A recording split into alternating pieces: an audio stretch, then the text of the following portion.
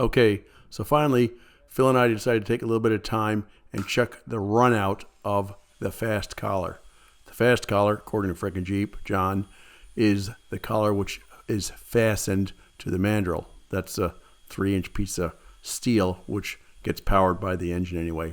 So before we do anything like that, we'll take the wire brush things down a little bit, and then throw the dial indicator on it and see what she looks like.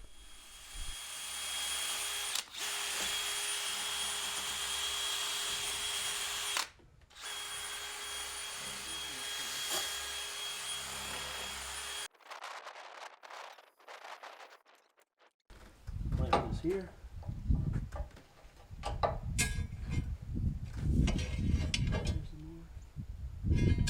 Dial indicator.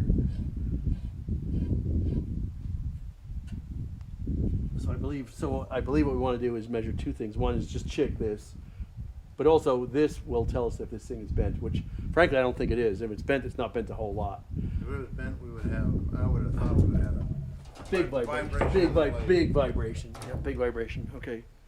We're still recording. Good. All right. Let me get my dial indicator. Meant to put that in my. Thanks for good catch. Because I'd be home, and you know how you remember what you got and what you don't have. Like, where's my battery?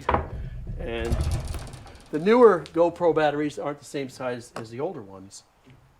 Go figure. So they can make money, you know, more money.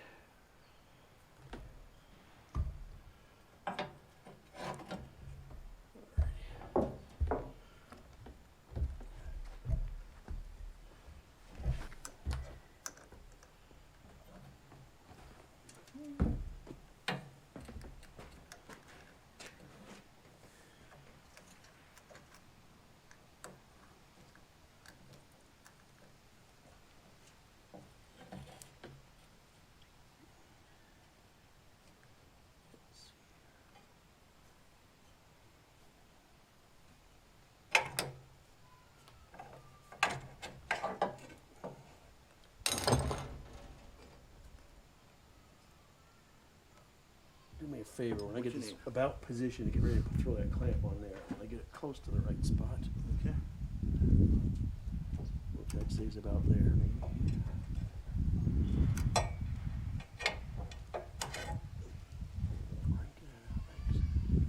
Should do it.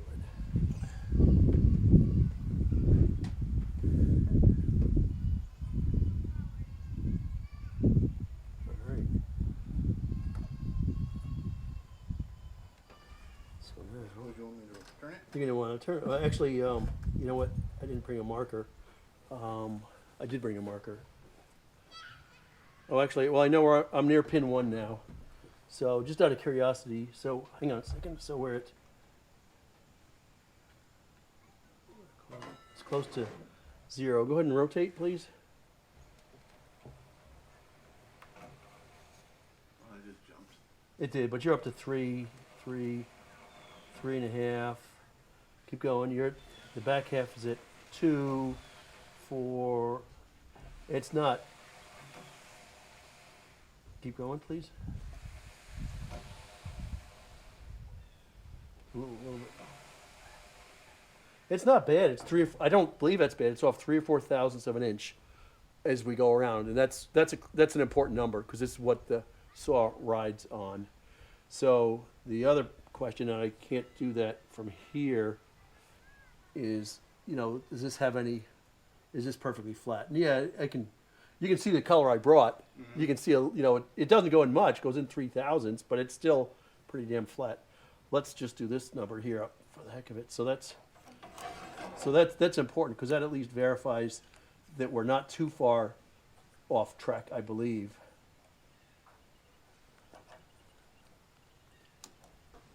Well, we're trying to get things optimized here so we cut better quality wood. That's all we're doing. Oh yeah, definitely. Which Important stuff. well, it's important stuff, and you know, people are. It's hard to want to do that on a nice day when there's wood to cut, you know. So we come out here when we're not cutting, and it seems to work all right. Yeah. Don't rush this down here. Yep.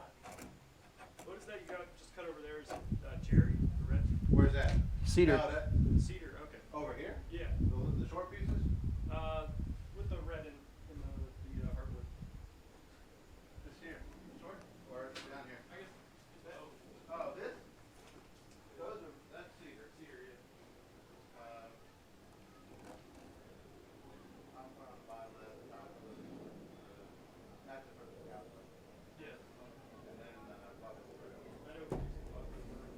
Alrighty. Oh, yeah. Yep. Alright. Do you ever get any walnut? On occasion. On occasion, we get walnut, walnut cherry. I remember when you had cherry here full time. I graduated college in Maine. Oh, wow. Working here last couple of years. Oh, okay, cool. Good deal. Trying to find You want to do forestry type? What type of forestry? more like forestry, harvest and Yep. technician. Yep. Okay, wow. Do you cut now? Do you saw now or? No, that's why I want to get a lot, like, Yeah. get the experience for that. Well, the one thing, I do videos on YouTube just playing around, and one of the things, this is a small scale operation, a hobby operation. Yeah. It's a lot of effort to cut boards because we'd have to chainsaw a tree down or drag it out of the woods if it's already on the ground. I got bunches on the ground already. Drag them here. That takes, for me to bring a log, anybody bring a log here takes hours. So you bring a log here, and then you have to, load it up on here. Then you cut it. Then you have to dry it. Then you have to plane it or joint it, plane. I don't know. You have to flatten it out, And by the time you get usable wood, is a big effort. So I made a walnut table a couple years ago. It came out really nice, but it's a huge effort. I don't mind doing it because I have time. But like by the time I drove to Mount Airy to get the walnut tree, brought it home, milled it, glued it. Like the actual assembly of the table was not the hard part. You don't count the hours. You don't count the hours. We do it because we're screwing around. Yeah. Something new. Yeah. And right now we're cutting cockeyed wood, and we're trying to figure that out. And part of it is I think we're of the mindset that they call this the tracks, these little train tracks. Yeah. They're not stable enough. Okay. And we need to stabilize them more because it's meant to be temporary. Yeah. And we're using it full time. So we're playing with it. So let's check this run out. Go. I'll let you guys get No, back. you can hang out all you want, man. Yeah, thanks for showing me some of the stuff. I'll definitely Sure. come out with those things. Good deal. So this actually, I like this. This is nice. This is not bent. It's 1.5 thousandths off. Yeah. You can't get, You can't go. I can do better on a lathe, but not much. And that's the outside part. So if this mandrel was bent, this would be going 10, 20 thousandths of an inch. So, Okay. and this gets back to your point, and I kind of agree, this taper on this collar, I'm sure it makes a difference. It's got to, but like, It ain't gonna make that much. I ain't gonna make that much difference for the issues we're running into. So thank you for appeasing me on this. No, You know. I don't care. I mean, But- I was just scratching my head trying to figure out how it could.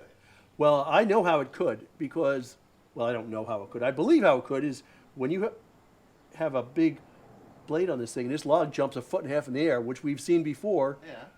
it's gonna bend stuff. Well, no. I understood if it was bent. Right, oh, But yeah. Rather, the taper part, I'm still hung up on. That if they're both flat against each other like that, There's definitely no taper here, but, so this guy, John, we're gonna see frickin' Jeep, he has something which clamps onto here, and it has what they call a cross feed, like for a lathe. yeah. And you can do it just like my lathe at home. So I'll clamp it on here. But I'm asking. Without my anybody question here. Is it even necessary? You might as well just do it. I kind of agree with you. I don't really think it's that necessary. We might as well just do it though. Yeah. It's free. I mean, even if you have the small one now that I you know. already, if you put that up against Well- that flat piece, what's the difference? Well, the difference would be the blade's going to have a hard time flexing this way and making it come inbound. It'll flex out like this. That's what. If you got one's perfectly flat, it'll want to flex one way, not the other way. So this 48-inch saw, aka blade, is our spare blade, which we use when the 56 is down. But upon careful examination, we've got some issues here. What I saw, which kind of worried me, was flat. Where's one he changed? Right here. Oh, the yellow's not on them anymore for the ones we changed. We can't see that anymore. So check this out at the center of the red circle, where the actual steel part of the saw, the blade, is sticking up above the bit. The bit meaning the tooth, the part that actually cuts the wood. That doesn't look right, because then what's going to cut my wood? The bit or the steel part of the saw. And it turns out all of these kind of look like this. So we're going to have to look into this and see what's going on here. Okay, so this 48-inch blade says on it 48 and a space and a 36, 78 RH right hand, 500, which I assume is 500 revolutions per minute, if that makes a rip of difference. And it looks to us like these guys here, the shanks, are Bravo 9s. Eights, Bravo 8s. Okay, Bravo 8s, B8s. But the issue again is the top of the saw is coming up above the cutting part. So I don't know what the fix is for that. I know what my fix is, but I'm sure. Well, this is an issue here, where I run my finger right across here, and the metal from the saw, not at all related to the shank. That's correct. It's the saw sticks up a little bit. Yeah, it does. And the same with down here. There's several of them that do that. Why would that be? It's almost as though the bit went in too far. So these bits do wear. But you're right. This one too. This is Well, holy sh. They're brand new the ones here. bits, but the shank is original. Yeah. So this is a question also, and you cannot see that. Well, you can see it actually. It's up. It's up a 32nd of an inch. Oh, this will.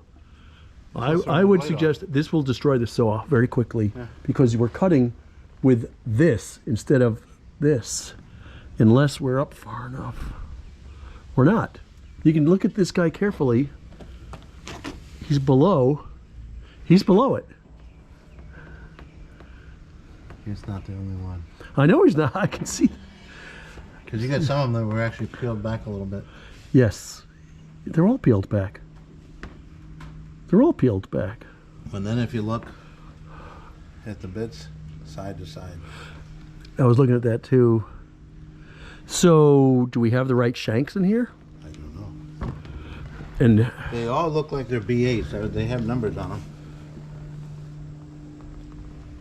yeah. Although, this one does not match the others. This one's different. The shank? Yeah. This is different. And how does that bit fit? Well, you're catching right. It doesn't fit. The bit doesn't fit in right. Oh man. I'm gonna. It looks like there should be.